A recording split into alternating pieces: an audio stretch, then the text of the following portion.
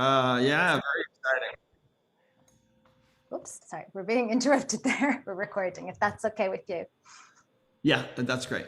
Yeah. Great. We'll give it another minute or so because this is Ireland. I don't think you've hosted any seminars here, but we are famously punctual. Well, it's been a long time. I actually did a seminar in Dublin back in about 2008 or 9. Oh, Um, fantastic.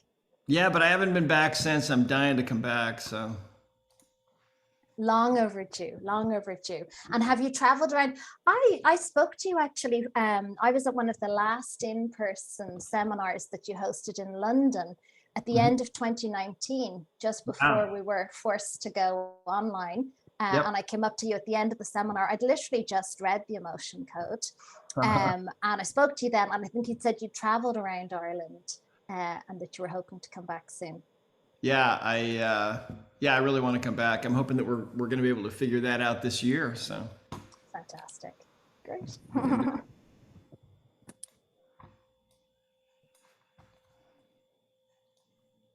I'll just ask our host as well, Paula, if you could switch us to gallery, please, so that the speakers come up.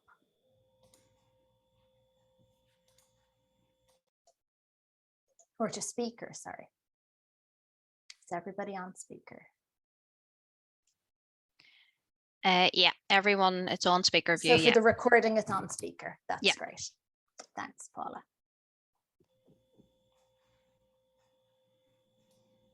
Great. Well, we'll get started. And I will just officially welcome you, Dr. Brad, virtually to Ireland. You're very welcome. It's lovely to have you here. Yeah, we're delighted to host you. The group that you're talking to this evening, well, it's evening time for us. We are biokinesiologists. So functional medicine, kinesiology, holistic practitioner fiends with a strong leaning towards mind-body connections. So you're preaching to the choir this evening. And a lot of our practitioners are, have either used the emotion code or heard about it or had a session. So really, really enthusiastic to know more about it. So thank you for coming along. Yeah, absolutely. Great to be here. Thank you. So like I said, we have strong leanings towards mind-body healing, and there's various techniques that our different practitioners use for resolving trauma, and that in the body.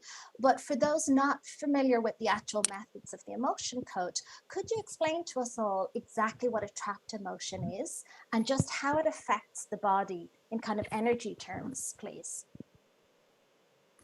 Yes, absolutely. I have a little presentation. I've got some slides. If you want, I can share some slides. Oh, that would be lovely, Paula, if that's possible to screen share. She'd asked me beforehand if we're going to need to, and I said no, so I might not be able. Oh, no, we have it. Oh, super. I think it's working already. Yeah, that's great. All right. Can you see my screen okay? Yeah, super. Okay, great. All right. So, well, the emotion code is really energy healing made simple. You know, there have always been methods of energy healing, and for me, I needed something that was fast. So because I had a practice where during the last 10 years of my practice, most of the people that I was seeing had been told there was really no help for them at all, and I tried to book my patients in about 10-minute increments. So I didn't have a whole lot of time with people. So it had to be really fast. So anyway, for those of you that don't know who I am, I practiced for about 20 years as a chiropractor. And of course, I'm a medical intuitive and expert in energy medicine. And I've been all over the world and done lots of things, yada, yada, yada. Wrote the emotion code, created the body code system. I'm going to give you a little glimpse into that today. I think that'll be fun for you guys. Every Monday morning as a company, we have about between 21 and 26 employees at any given time and about 14 contractors. But every Monday morning we get together and we read this, that our purpose is really healing the world by empowering you, or in other words, healing the world by empowering the individual, right? I believe that every single person has a birthright to be able to be a healer. shouldn't be difficult. And with the emotion code, it's actually not difficult. Body code too. One of my very favorite quotes was by Nikola Tesla. He said, if you want to find the secrets of the universe, think in terms of energy, frequency, and vibration. And that's exactly, of course, about what all this is about. And so, of course, everything is energy, everything is vibration.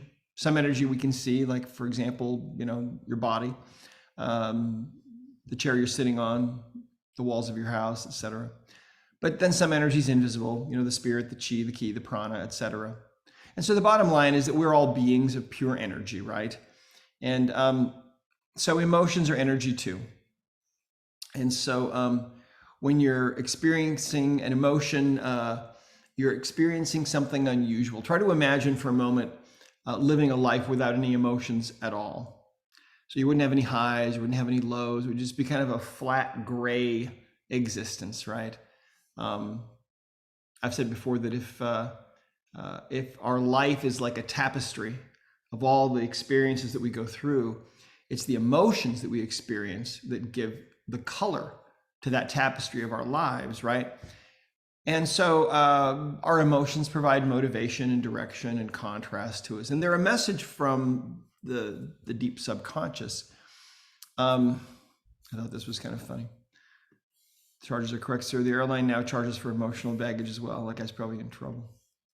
So just for fun here, how many of you have ever used that term? I don't know, because this is maybe just something that they do around here, but how many of you have used that term emotional baggage before? Is that a common term over there? You ever use that term to describe somebody else? I have. We all have emotional baggage. But if you think about it in terms of energy, what is it? What's really going on? Well, when we experience emotions, there are two situations that we can experience where an emotional energy might become trapped. One of those experiences is where an emotion is coming up for us and we don't want to go there. And so we just stuff that emotion, we bury that emotion. That emotion is going to come back eventually, okay? That'll create a trapped emotion. Another kind of experience is where we're really getting involved with the emotion. So we're really upset. Maybe we're angry and we decide we're going to become really angry and just kind of take it off the scale. When that happens, that emotional experience that we go through gets interrupted as well. So there are those two kinds of situations. And what we believe is that a trapped emotion is a little ball of energy from about the size of an orange to about the size of a cantaloupe, like you see here. And these will inhabit the body, and they will cause all kinds of problems, which we'll talk about in a minute. But essentially, these things are invisible. So it took me a long time to figure this out because I was working with all these people that had problems. And what I found was no matter how old or young a person was, no matter what they'd been diagnosed with, they all had emotional baggage in common, okay? And so, again, these can lodge anywhere in the body. And what they'll do is wherever they lodge, they will tend to distort the normal energy field of the body in that area. And so when that happens, when you're distorting that energy field because there's a trapped emotion there, you're interfering with the blood flow and the lymph flow, maybe to some degree, the chemical reactions taking place in that area, and the flow of chi energy, meridian energy through that area. And so what we find is that about 90% of all the physical pain that people have is actually due to their emotional baggage. So here's what happens to us. We start out life, for the most part, we come into this world as a pretty clear, pretty pristine energy field, right? We may have some inherited things that we bring in with us, but for the most part, we have a pretty clean, clear energy field. And then we have things that start happening to us. Maybe as a baby, we listen to mom and dad arguing and we get upset, and that creates a trapped emotion for us. Maybe we're bullied as a child. Maybe our parents get divorced. Maybe our dog dies. Maybe we're abused in some way or bullied.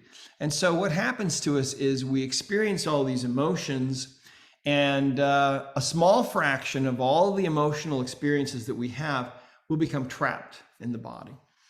And so eventually what happens is you can think of each of these little areas, these little dark areas, as a trapped emotion. And in a sense, it's like each one of these trapped emotional energies in the body is like a little dark cloud.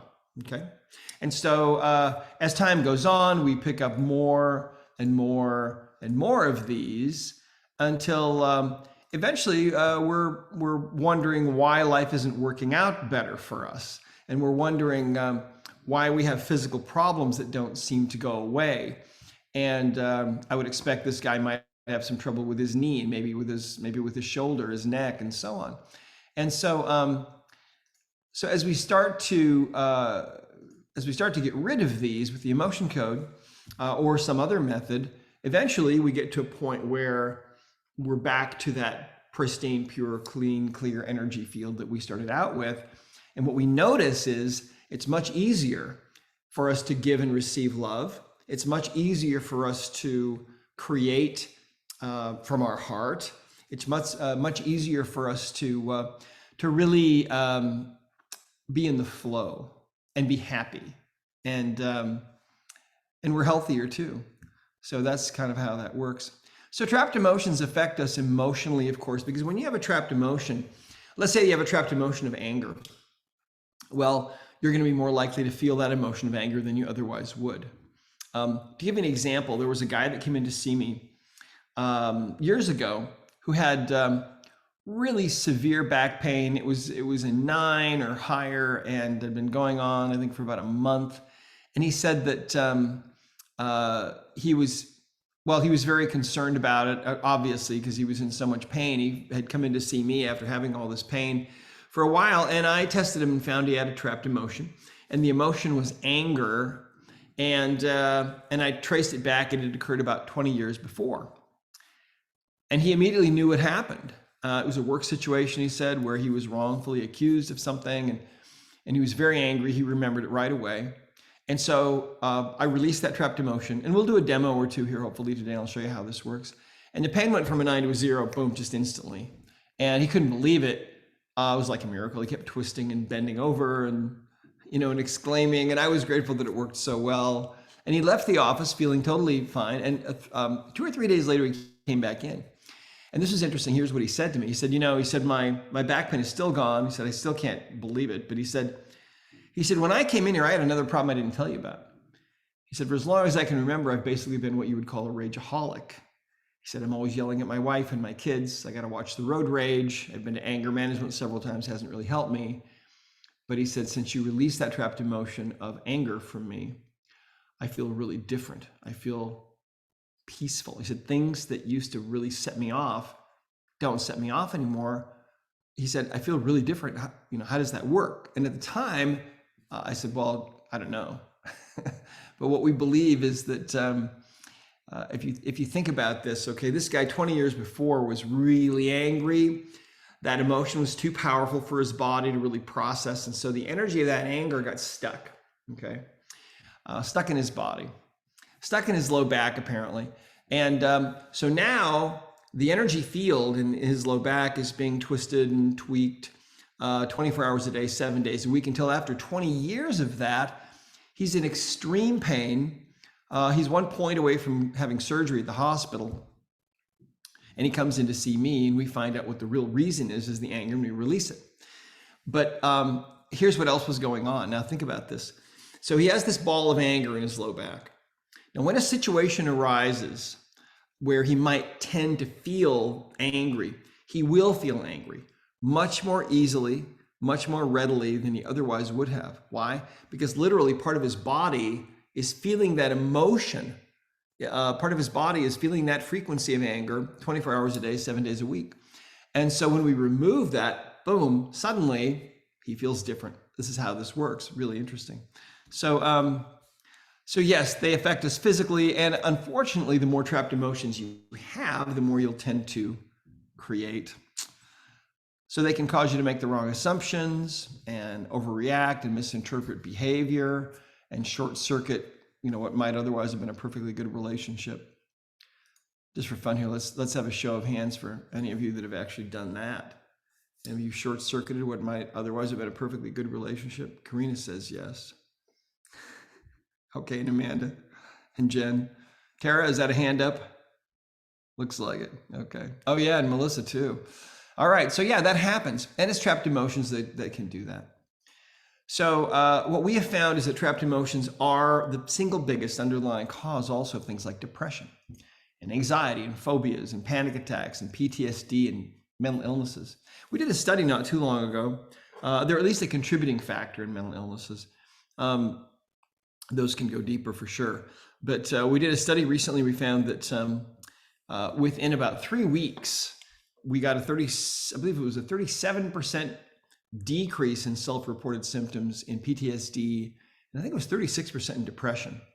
But I mean, I've seen suicidally depressed people get well just, in a matter of days, having a certain kind of emotional baggage cleared, which we're going to talk about in a second here.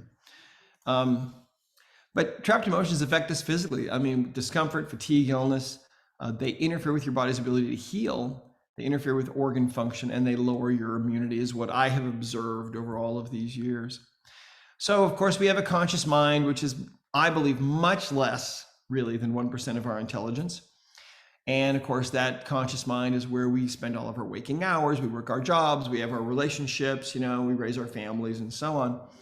And we like to think that our conscious decisions that we make are very rational, but they're heavily influenced by what's going on in the subconscious mind, right? Now, there's not a lot of storage space in that conscious mind, so we tend to forget things.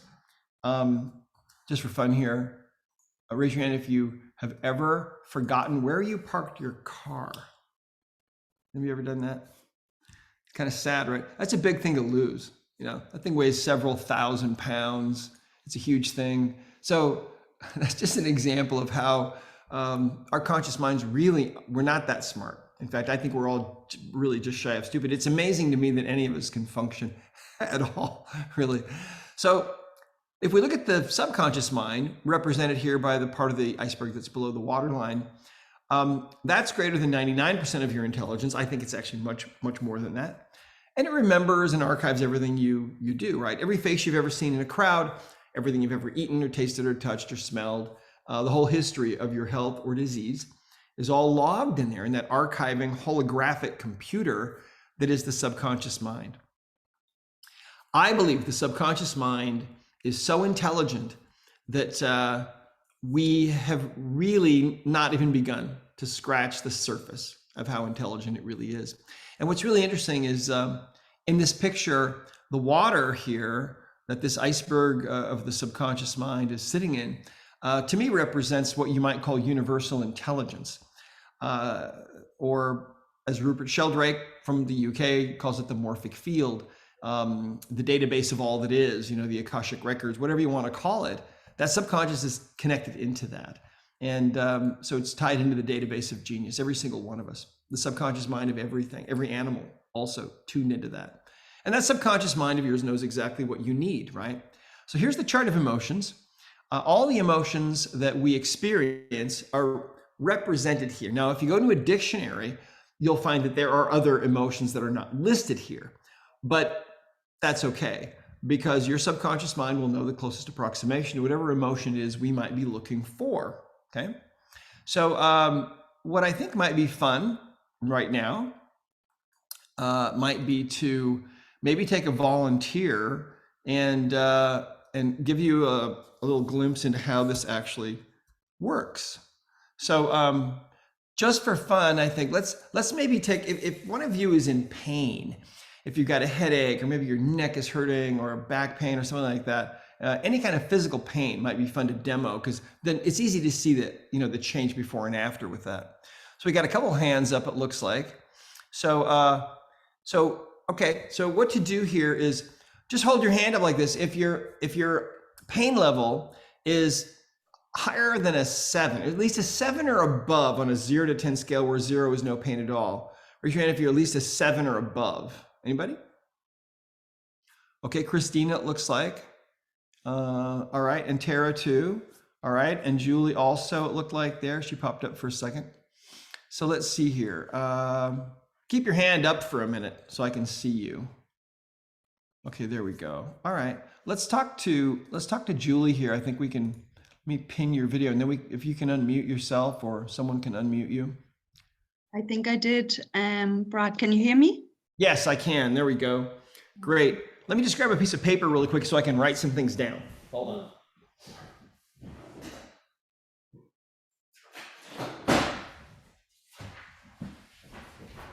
Okay, great. All right, so let's see here. So Julie, what's hurting you right now?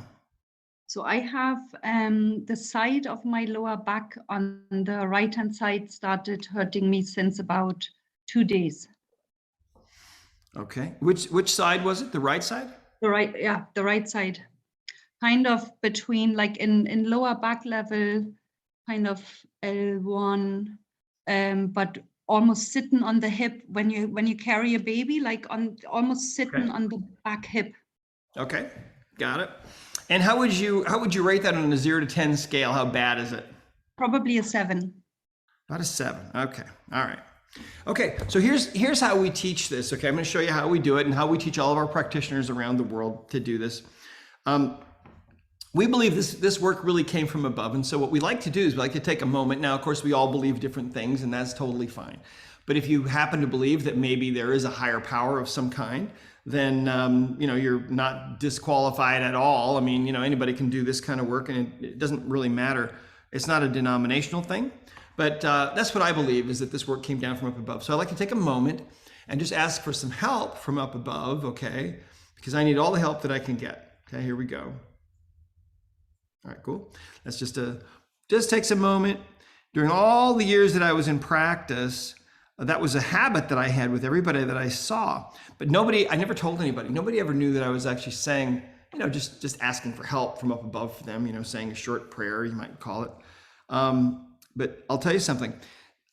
That's really an important thing to do, in my opinion, because there were times during all those years that I was in practice when sometimes people would come in to see me. I didn't know how to approach their issue, didn't know how to deal with them. And so I had that habit of asking for help. And sometimes in those cases, the response would just be this avalanche of understanding that would kind of pour into me, a download.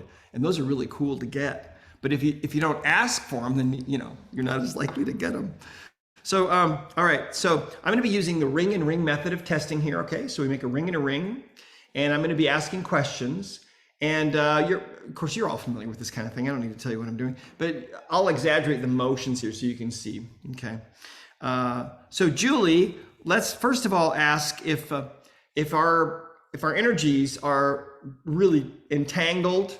In other words, can I act as proxy for you? See, the subconscious mind has this ability to set aside its own needs to act on behalf of somebody else. And it's really cool. And in quantum physics, it's all about entangling the energies at a distance and so on. But basically, I can just ask, or can I act as proxy for you? Yeah. So normally, if I were to say my name is Brad, I'd get a yes. Now, if I say my name is Brad, I get a no, because my name is Julie. My name is Julie for right now, temporarily anyway.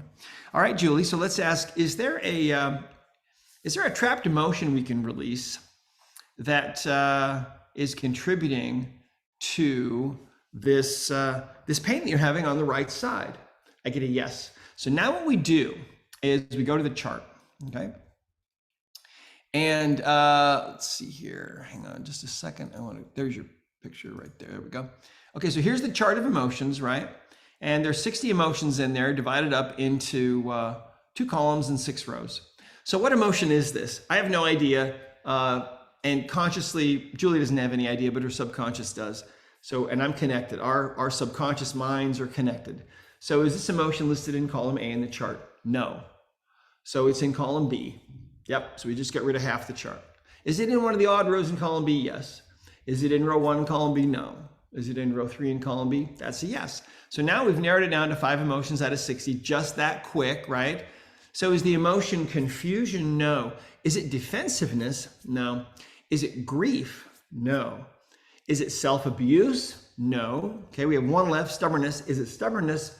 No. Okay, so right out of the chute here, what we're getting is an inherited trapped emotion. This is how we usually find these. When you're taken to a column in a row and you got 5 emotions there and you can't figure out which one it is, this is how the subconscious mind will take you to an inherited trapped emotion. So let's see, this is an inherited emotion. Is that true? Yes. Is it inherited confusion? No. Is it inherited defensiveness? No. Is it inherited grief? It's inherited grief, okay? Okay, so right off the bat, we're getting an inherited emotion. And the cool thing about it is the subconscious mind knows all about all of this. Watch, I'll show you.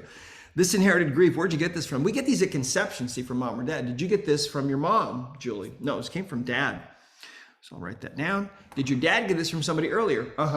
From his dad? Yep. So your grandpa gave it to your dad when he was conceived, and your dad gave it to you and you were conceived. But does this go back even further up the line? It does. How many generations does it go back from you? Does it go back 10 generations? Yes. Does it go back 15 generations? No. So 14 generations or 13 or 12 or 11? It goes back 11 generations. So 11 generations times, I don't know, I like to use about 26 years for a generation. Is that going to work? Here we go. So 26 years times 11 and minus 2022 comes out to about 1736. Okay. You know, give or take maybe 20 or 30 years, something like that. But it gives us a little bit of a ballpark. And did this originate with a male? No. So this started with a female. So there was a grandmother of yours back then that had a very, very powerful emotion of grief. That emotion became trapped in her body. And her subconscious mind, when she conceived a child after that, decided that should be shared as important information. Okay. Scientists are finding out now that animals will share traumatic experiences. And scientists don't have any idea how this is happening, but they're observing it. They're seeing that it works. And they're thinking somehow it's in the DNA. Well, it's energy. See, it's quantum physics is what is really happening. So, Julie, do you have any kids? Yeah. How many kids do you have? 3. And they're your biological kids? Yeah. Okay. So let's ask if you passed this emotion to any of them. Did you pass this to any of them? Yes. To all of them? Yep. Okay. So they all got it, all 3. But one of the fascinating things about quantum physics is that one energy can be in an infinite number of places at the same time. So what this is really is only one energy. Okay, it's very strange, but it's still existing with the person that it started with, even though that person is long dead, and everybody else that it was passed to, which could be tens of thousands of people by now, going down your family line. But we're going to release this. Let's go ahead and do that right now. So to release this, what we do is you can use a magnet or your hand, okay? And since I'm acting as proxy for you, Julie, you don't have to do anything. And I'm just gonna go like this from the forehead over the back of my neck, and we'll do that about 10 times, okay? All right, and did we release that inherited trapped emotion from you? Yes. Did it also release from your dad? And from his dad? Yep. And from all those other generations all the way back? Yep. Even that grandmother of yours that it started with? And did it clear from your kids? It did. Now stand up and walk around for a minute. Now, the reason why I want to have Julie stand up and walk around for a minute is because when we release something like this, that irritating kind of distorting force that ball of emotional energy has been having on her body, that's gone. And now when people get up and walk around, bones will kind of move into new places and things will shuffle around and kind of reset. So so Julie, on a 0 to 10 scale, how would you rate that now? Probably a 4, between 3 and 4. About a 3 or a 4. Okay, awesome. All right, let's do one more really quickly, and I'll show you just, how fast this can go. That's one of the cool things about the emotion code, is that it's so fast. Is it? Do you have another trapped emotion we can release that's contributing to this problem? Yes. Is it in column A? It is. Is it in one of the odd rows? Yes. Is it in row 1? Yep. Column A, row 1. So 5 emotions. And that probably didn't even take 10 seconds. Is it abandonment? No. Is it betrayal? No. Is it forlorn or lost or love unreceived? This is also another inherited emotion. Okay. Inherited emotion. Let's see. So is this inherited abandonment? No. Is it inherited betrayal? No. How about forlorn? Yep. This is an inherited emotion of forlorn. Forlorn is, kind of feeling all alone and sad and desolate and kind of lonely, all kind of rolled into one. Forlorn. Not a very happy emotion. And so you inherited this. Did you get this from your mother when you were conceived? Yes, you did. So your mom shared this to you. And did she get it from somebody earlier? Yep. From her mom? Yep. She got it from her mom. And how far back does this go? Does it go back for 10 generations? No. 9? Nope. 8? Nope. 7? Nope. 6? Yep. 6 generations. And did this start with a female? It did. Okay. And did you pass this to any of your kids? No. I get a no on that. Did you pass this to any of your kids? Nope. All right. So let's go ahead and release this. Here we go. 1, 2, 3, 4, 5, 6, 7, 8, 9, 10. All right. Now let's ask, do we release that inherited emotion of forlorn from you? Did it also release from your mom? Yep. And her mom? Yep.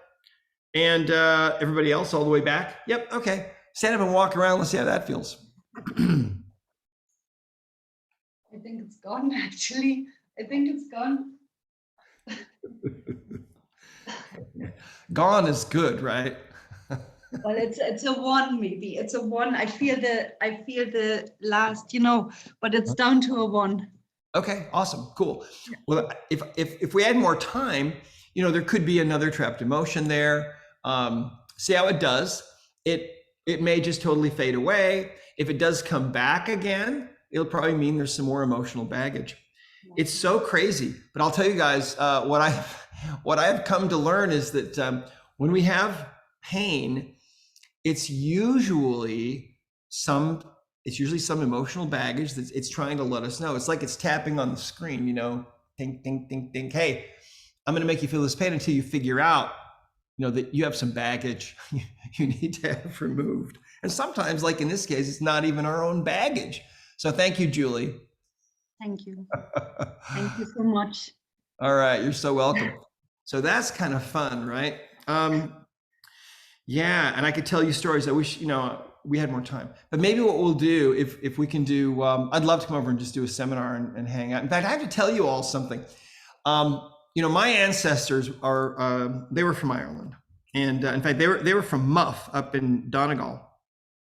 And Robert Nelson was the guy's name. And he married a woman named Ella Elizabeth Thomas was her name. And that's where they lived. And they, it's so interesting. I had this experience when I was in Dublin in 2008 or 9. I taught this event. I think we had about 50 people there. And at the end of this event, I'm wrapping up, and giving my closing comments and everything. And all of a sudden, I could feel all of these spirits gathered around me. And they were all these spirits of my ancestors. It was so crazy. And I had this feeling that came over me that I was home. And I remember, I started to cry, and I remember thinking, how can I possibly leave? It was the craziest thing. But anyway, I've got some roots there with you all. It's kind of cool. So I'm really excited to come back. So, all right, so let's keep going here. I want to tell you some more stuff. So, all right. So we talked about the chart of emotions. That's pretty easy. On the left side, we've got the organs and glands where, that produce these frequencies, right? So we look at things in a little bit of a different way. So let's talk about the heart right now. The heart is really a second brain, and it has an elaborate nervous system in it. And what we believe is that the brains that are in our heads are obeying the messages sent by the brains that are in our hearts. Well, when they started doing heart transplants back in the 1960s, they started noticing strange things. People who had a heart transplant, who had received a heart from somebody else, would report that they now had new food or drink preferences or cravings. Sometimes their handwriting would totally change. Sometimes they would have changes in the kind of music they liked. Sometimes they would have memories that didn't seem to be their own. And in every case, when they were connected to the family of the heart donor, they would find out, oh yes, you didn't used to like baseball, but now you do. Well, our son was a baseball player. Or they'd find out, gee, your handwriting looks exactly like our son's handwriting, and you say your handwriting has totally changed, and our son's heart now is beating in your chest. I mean, crazy things, right? There are whole books written about this. Fascinating stuff. Well, the ancients believed that the heart was the seat of the soul and the core of our being and the source of love and creativity and so on. They believed all those things. And in the West, we've never really given any of those ideas much thought, just thinking that those ancient civilizations, well, they didn't have the kind of knowledge we have today. But what we're finding out now is that they were right, okay? In fact, if you go into the Bible, you'll see that scriptures like these, as a man thinks in his heart, so is he. The Lord sees not as man sees. For man looks on the outward appearance, but the Lord looks on the heart. That word heart is mentioned just shy of 1,000 times in the Bible, right?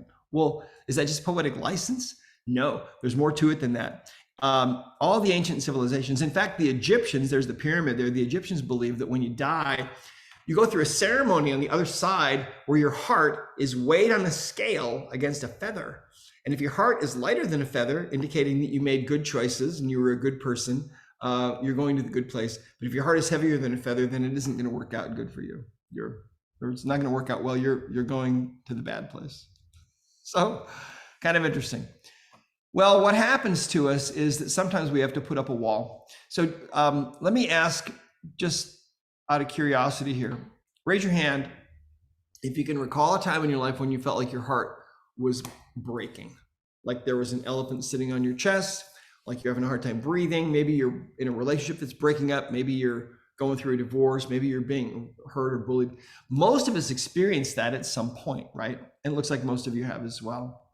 And so when that's going on, what will happen is the subconscious mind will put up a wall around your heart to protect your heart. And so here's an onion, great example. Here's the little heart right here. And then here are layers of emotional energies. Here's grief and sadness and frustration and betrayal and so on from all the stuff that we go through. So what ends up happening with most of the people in this world, 93% of people we find have this wall, okay? A heart wall. It's made of literally from layers of your emotional baggage. It's like a force field that surrounds the heart. Well, sometimes we need to protect our hearts from being broken, right? So the subconscious mind will put up this wall to protect the heart. But the problem is when you have that wall, it makes it much more difficult for you to fall in love, to stay in love, to really manifest what you should be able to create in this world, right?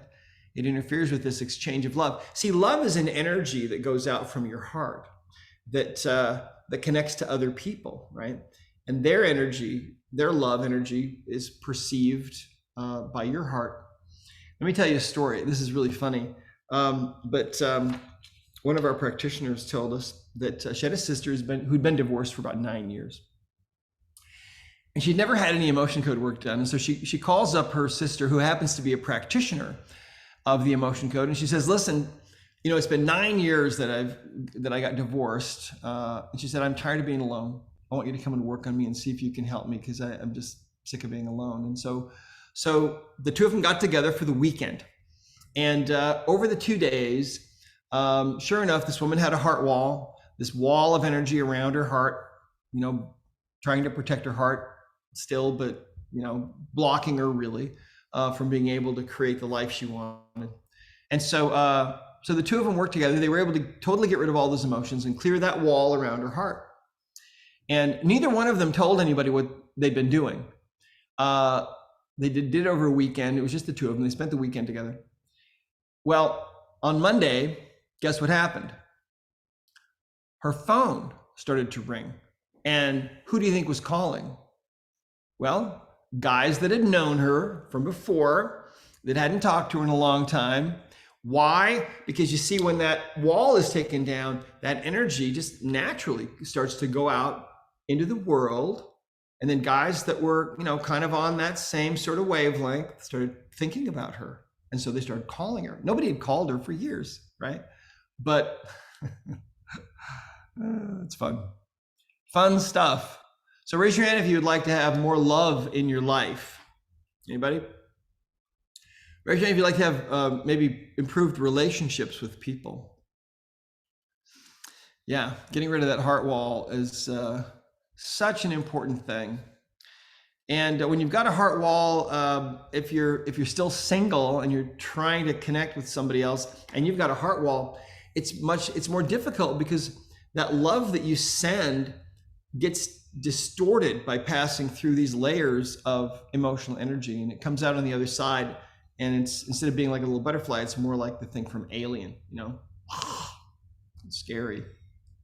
So when you have a heart wall, number one result, most common thing that we see is depression. It also creates feelings of isolation and numbness. It feeds addictions and can create crippling social anxiety. In fact, we have seen people who were hoarders, right? Who had built, you know what a hoarder is? They build up, collect all kinds of stuff in their house, right? There's like a TV show about it, hoarders. And we've seen people like that when that wall, the heart wall's taken down, we've seen them automatically clean up everything and clean up their house and get rid of all the junk. Because sometimes that hoard is an extension of their heart wall. We've seen that happen. We believe also that the heart wall is implicated in heart disease and heart attacks and blood pressure problems and chest discomfort and respiratory difficulties, because we've seen all those things. Now, if you have a heart wall, you're more likely to have neck discomfort, shoulder discomfort, upper back, and also lowered immunity. So if you were ever told that you should follow your heart, that's really good advice, right? Great advice. But what if you have a heart wall? Then what? Well, it makes it a lot more difficult if you got a heart wall. And many people have found success after having that heart wall removed. And so, so let's see, how much time do I have left, by the way? I can't see my clock. It is 18 minutes to the hour. I won't say which minutes. hour, but.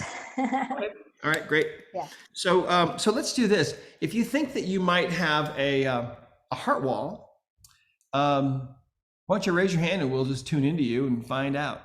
All right, Tara, let's talk to Tara here. Hang on a minute. We're going to pin you and you can maybe unmute yourself. Yep. All right, there we go.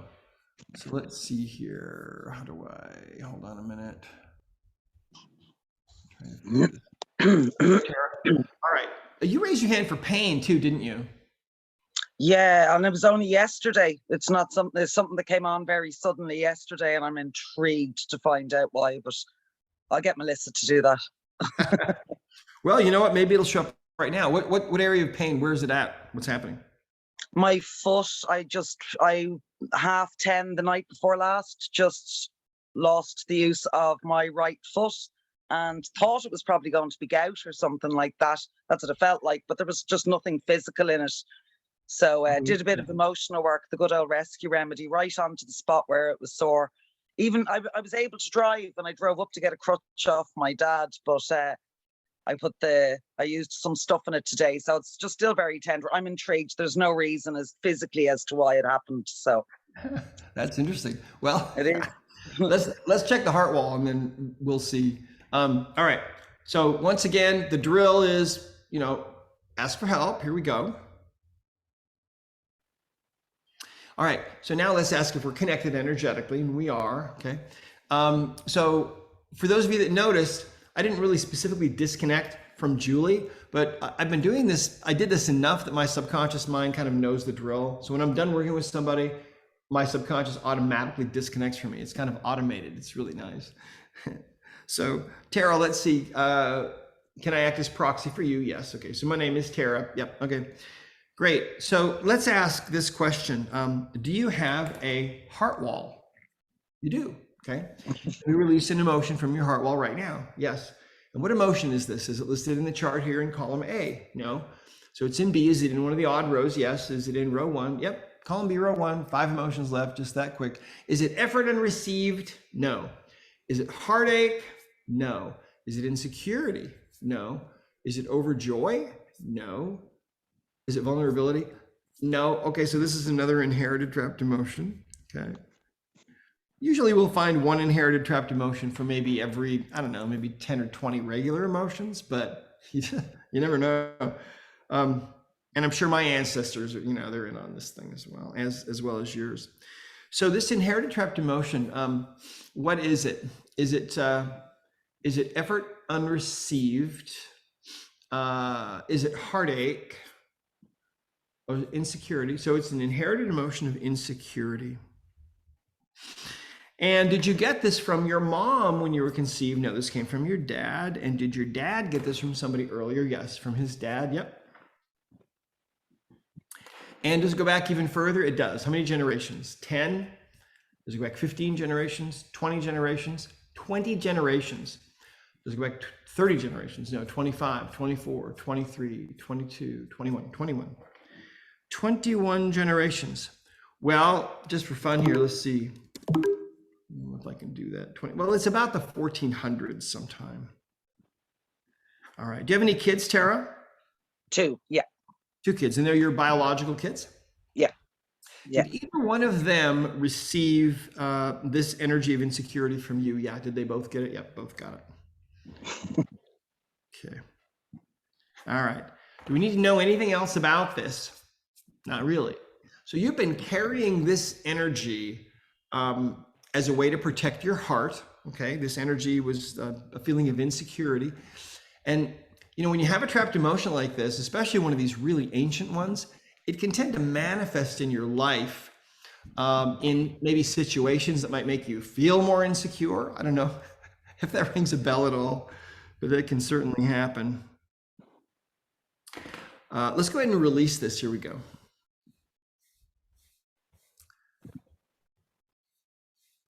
Now what I'm doing there, the governing meridian goes up from the tailbone, it goes over the top of the head, right to the inside of the upper lip. We're just putting energy into that. And it's kind of like taking a credit card out of your wallet and rubbing a magnet on the little magnetic strip, right? And erasing the data, it's gone. All right. So now let's ask, did we release that from you? We did. Did that also release from your father and his father and all those ancestors all the way back, all those 21 generations? Yes, did it also release from both your kids? Yeah, because it's only one energy. So if you clear it from anybody in the line, it should clear from everybody in the line. It's kind of how that works. So Tara, why don't you, just for fun here, let's ask, do you still have a heart wall? Do you still have a heart wall? No, you've had that thing, that insecurity energy around your heart. Now, sometimes it'll be 10 or 20 emotions making up a heart wall, but in your case, it was just that one. So I think it's going to be really interesting for you to see what shifts in your life here. And what I want you to do right now, and it may take a day or so to process this, but that's okay. You might be a little bit emotionally up and down, over the next day or so while you're healing. But I'd like you to go ahead and stand up and walk around a little bit. I'm curious to see if that had anything to do with you.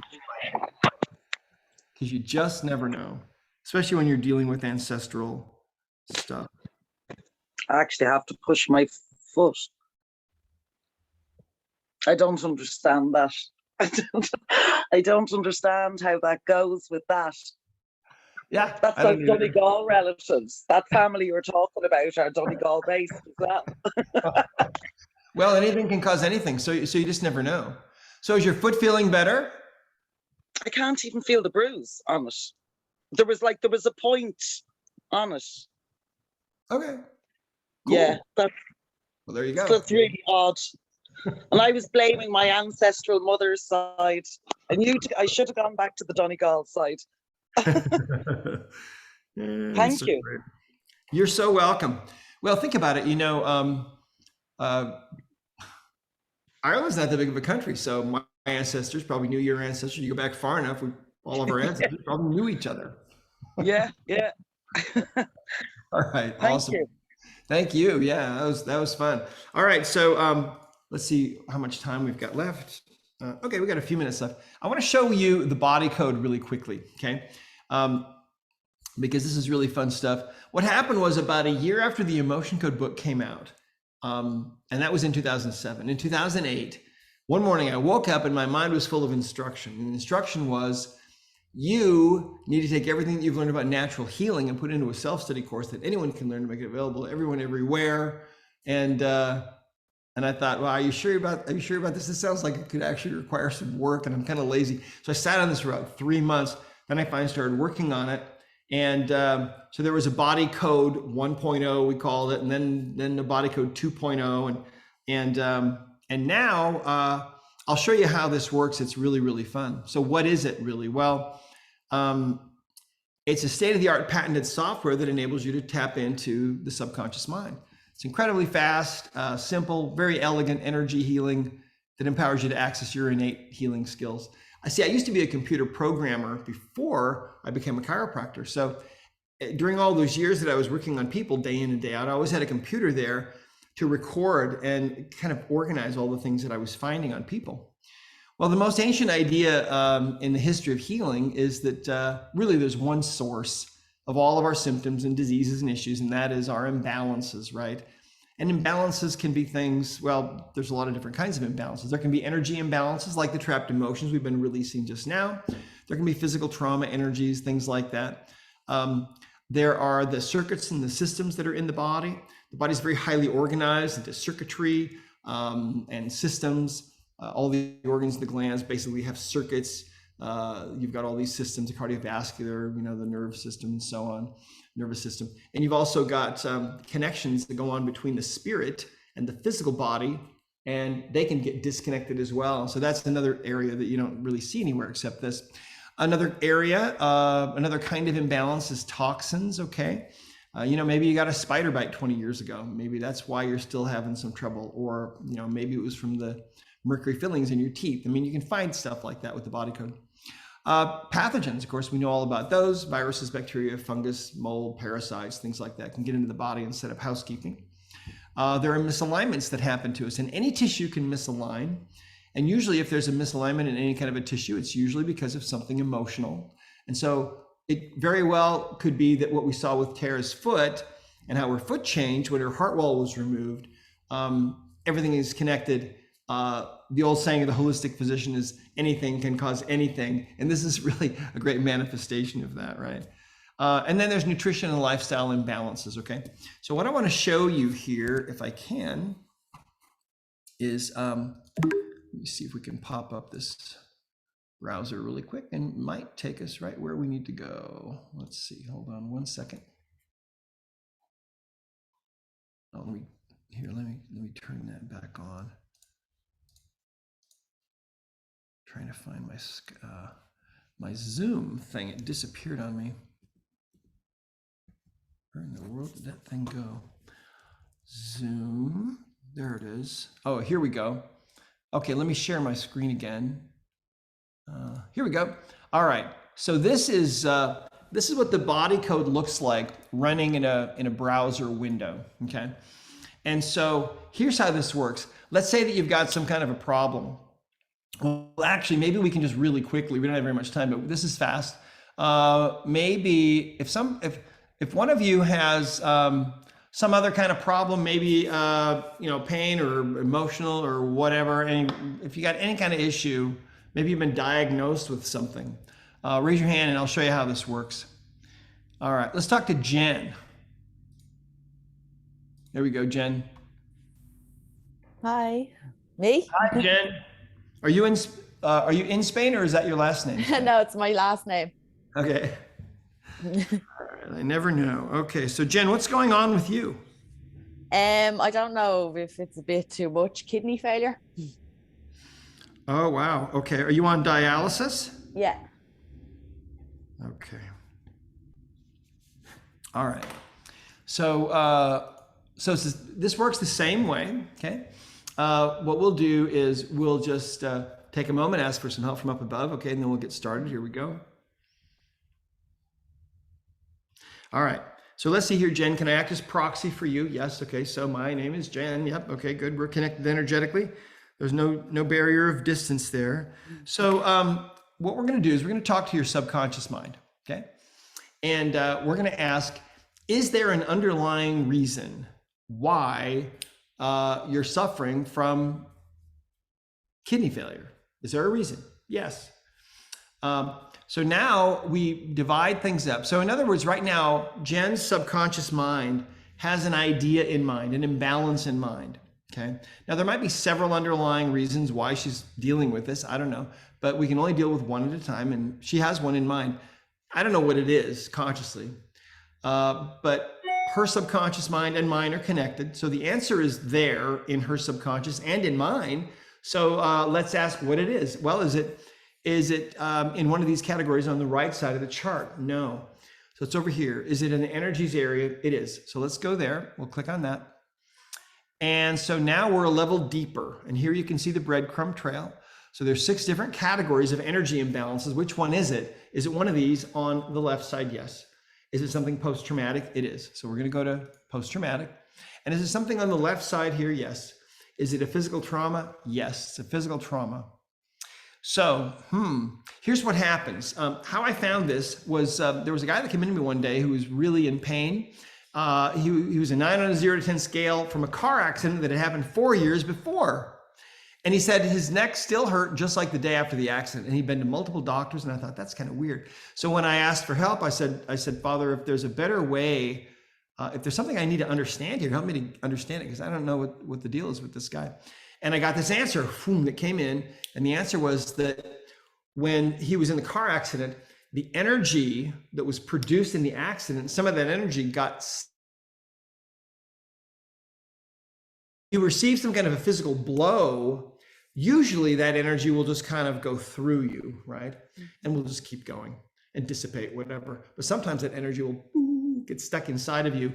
And that's part of what's going on with you. Now, this could come from like a fall or a hit or a car accident or an illness or a surgery or something like that. Do we need to know more about this? So in the body code, when you're taking down a breadcrumb trail, when you get to the end, you'll see there's always an explanation telling you what this is, some instructions about decoding it, and we call it the body code, and then finding anything that might be connected with it, and then actually taking care of it with intention.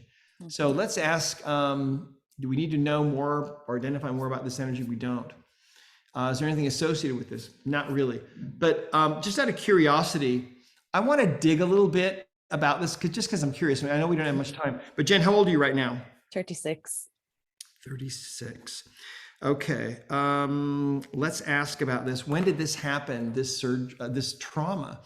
Did this happen earlier than 10 years old? No. Between 10 and 20, between 20 and 30, between 20 and 25, around 26 or 27, or maybe 28 or 29, around age 29. That might be accurate within a year, give or take. Does that, any kind of a physical thing happen to you around that age? Nothing comes to mind. A big emotional thing would have happened when I was 28, but not physical that I can think of. Okay, no worries. Okay, do we need to know anything else about this? No. Well, remember, the subconscious mind doesn't remember a lot. So let's go ahead and release this, okay? All right, good. And do we release that? And we did. Okay, so now how this works is we go back to the homepage on the body code, and let's ask, is there another underlying reason why you're having all this trouble with your kidneys? Yes. What's the next reason? Is it something on the right side of the chart? No. So something in the energies area still? Yes. Let's go here. Is it on the left side of this chart? No. Is it an allergy or intolerance, something emotional? Something emotional. Let's go here. Is there something on the left side here? Yes. Is it a trapped emotion? It is. So in the body code, it looks a little bit different because we kind of break things out into, inherited, prenatal, things like that. So what kind of emotion is this? Is it on the left side, common or shared or absorbed? So you have an absorbed trapped emotion. Sometimes somebody else will be having an intense emotion and we might absorb that energy, and that's what happened here. Let's go down to the list. What emotion is this? Is it listed in column A? It's in column B. Is it in one of the odd rows? Yes. Is it in row 1 or 3 or 5? Is it conflict or creative insecurity or terror? It's an emotion of terror. Do we need to know more about this? Not really. Does anything come to mind that might have created that? Kind of like around the age that you're saying with that whole emotional thing. Yeah. Okay. All right. Do we need to know more about it? We don't. I'm going to go ahead and release that one. Okay. And okay, awesome. Well, for right now, that's all the time that we have. But let's do this. Hold on a minute. Let me go back to where we were. Here we go. All right. And there we go. Okay. So basically, that's how the body code works. And if we look at, let's see here. Can you still see my screen okay here? Yeah. Okay, good. There are lots of different possibilities in here. You know, you can find all different kinds of pathogens. They're all in here. You can drill down, figure out what you need to do. Of course, misalignments, you can drill down into, you know, wherever you need to go. You might need to go into the skull or something like that. It's extremely complete. It's an app that runs on phones and things like that. And you can find things, it's kind of fun. You can find things like, for example, maybe there's a nutrient and look at how we find those, just like the emotion code, right? And the subconscious mind can just take you right to it.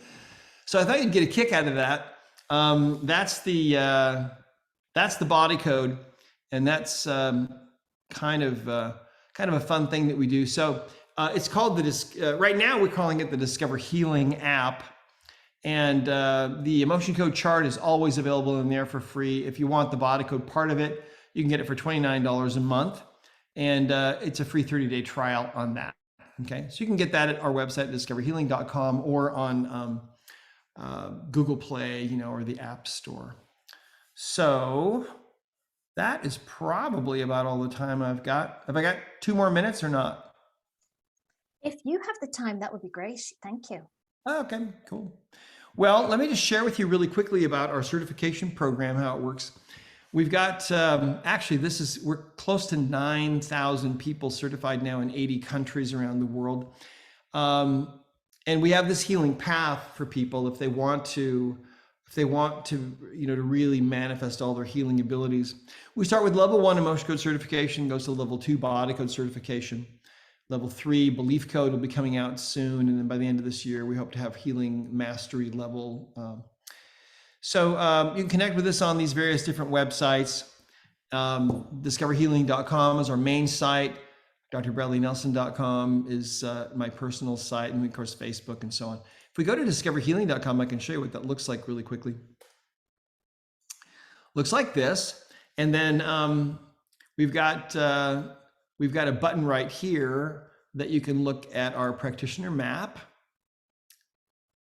And so not all of our practitioners, but a certain percentage of them choose to be on this map.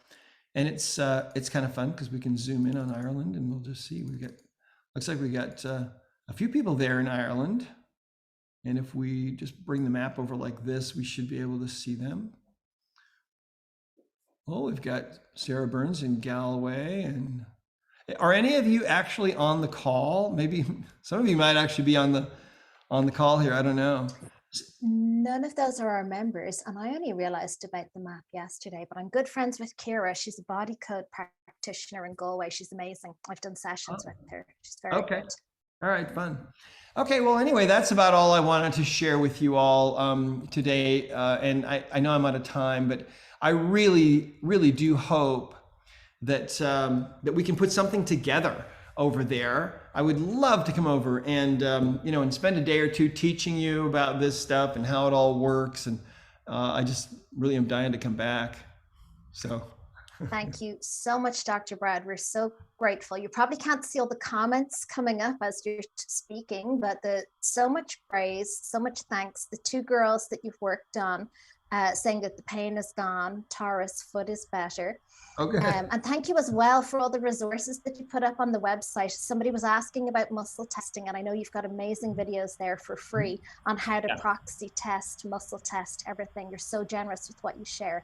So, and your time today, of course, too. We can't wait to have you here in person. Well, absolutely. Well, let's keep that conversation going and see what we can figure out. Okay. Absolutely. And it's so wonderful to talk with all of you and share this with all of you. It's really just such fun stuff. And the ego part of me would love to take credit for it, but really it came from above through me. I'm just the teacher. I'm just here to show you what's possible. But this is all just really fun stuff. So thank you so much for taking the time.